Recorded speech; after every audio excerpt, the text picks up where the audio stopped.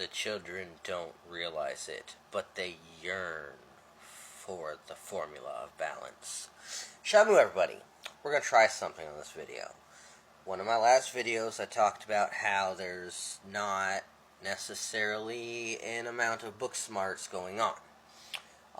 And how there's a lack of critical literary analysis within paths.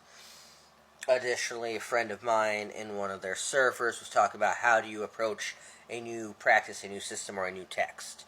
So, I figured I'd kill two birds with one stone and I would do this video. We're going to look at when I say the critical and literary examination of text within practices, what I mean by this. And, considering I am me, and I find certain things important, we're going to be looking at Geber tonight. We're going to be looking at Geber ibn Hayyan as well as pseudo-Geber. And we're going to walk through what it looks like to analyze and read and work within something to get that book fluency. So I'm going to do a little guideline thing here, and if y'all want to do it with Geber, great. If y'all want to do it with something else, I encourage you to try this method when approaching a topic. So the first thing that, if we're going to understand Geber and we're going to understand pseudo-Geber, what we're going to do is we got to orient ourselves in the right mindset first. So there's certain texts we would look at for that. So we would start with Syed Noman al-Haq and his Names, Natures, and Things. The Alchemist Geber ibn Hayyan and his Kitab al-Ajar, the Book of Stone.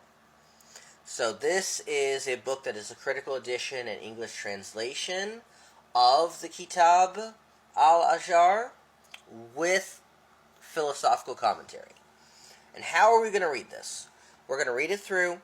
We're going to focus a lot on the introductory chapters. Do not skip these. They're incredibly philosophical. It's not just building up the scaffolding, right? So then we're going to just read through straight once the translation of the Kitab al-Ajar. And we're going to look for a couple things in this. We're going to look at how Geber talks about nature, such as hot, cold, moist, dry, as a kind of inner grammar of matter. We're going to note any place where he slides from talking about the stones and materials into essentially what is value language. Purity, perfection, nobility, baseness. So, once we've set ourselves, and we're set in the mind at where we're coming to Geber from, we're going to look at Geber and his metaphysics of balance. So the goal here is for us to get a feel for the Ilm al-Mizan, or the science of the balance, which was huge in Geber's stuff. And get a feel for this as a conceptual tool that we can continue to repurpose. So we're going to make a second pass on the Book of Stones, staying in Hack's text.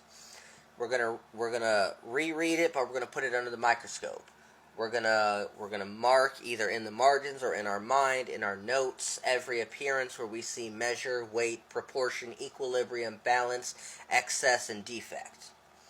That way we keep a little running dictionary of this stuff.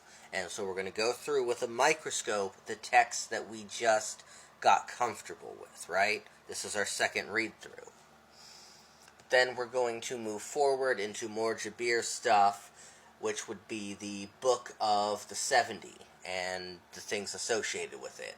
Now, we don't get a full English Kitab al-Sabin, or Kitab al-Sab, Kitab al-Sabin, but we can mine this through the auxiliary text.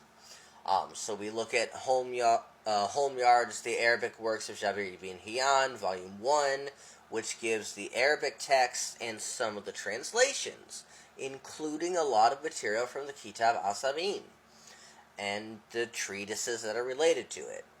We also have to, because we don't have the full text, if you have them, if you can speak or read the Arabic, wonderful, you can dig deep into this. But for us English speakers, we then have to step out again at the ancillary discussion where we look at Hawk, where we look at Krauss, and they start to paraphrase the core doctrines, such as occult qualities, manifest qualities, the Geber's idea of the sulfur-mercury theory, which we have to understand as debunked, but also as a way to understand things. Like, we've moved beyond the sulfur-mercury model, but it doesn't lessen any of what Geber is going by. So we're going to read whatever translated fragments we can from the Kitab al-Sabin, the Book of the 70. We're going to find any passages in Homeyard and Hawk's writings that focus on the occult and the manifest qualities. We're going to look at discussions of procedures, how we see calcination and solution in causal terms, and then we move on to the core of Kutib al-Mawazi, the books of the balances. While these aren't in like a comfortable English, Hack's book, again, and other scholarship describe and write around them. These are 144 treatises that apply balance to cosmology, grammar, music, medicine, logic, alchemy, on and on.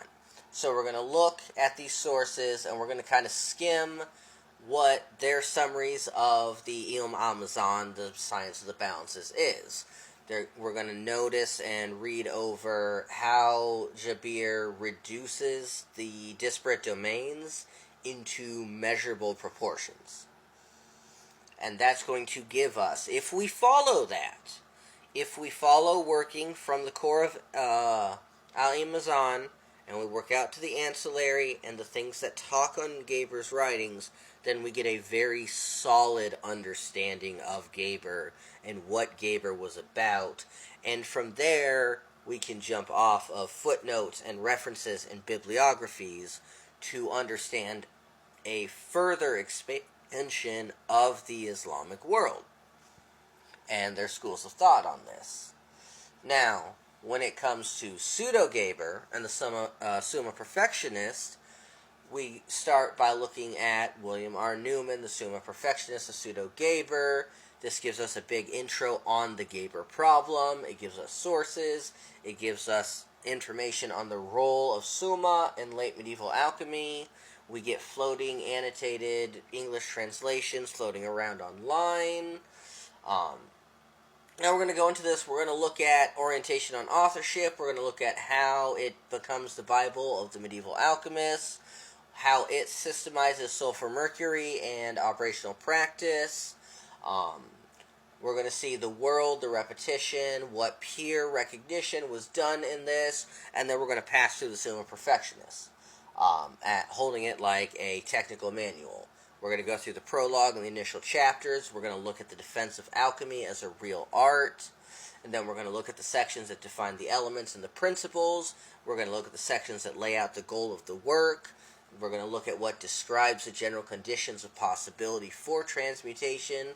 And we're going to look at every time we see because, for this reason, it follows that, because these are the epistemic kind of joints that come with this. And we keep looking for those terms: calcination, sublimation, distillation, all these terms. On a second pass of the Summa Perfectionist, we're going to look at it as ritual, right? So we're gonna pass it through. We don't have to be on the microscopic level like we were, but we want to look at each major operation: calcination, solution, sublimation, coagulation, fixation, multiplication, and we want to kind of see how this maps onto our practice. So calcination could be the repeated stripping away of psychic ritual impurity through fasting, silence, or austerity. Solution could be dissolving hearted attitudes. Fixation, we're at 9.5 minutes. This is going to become a two-parter. I will be right back.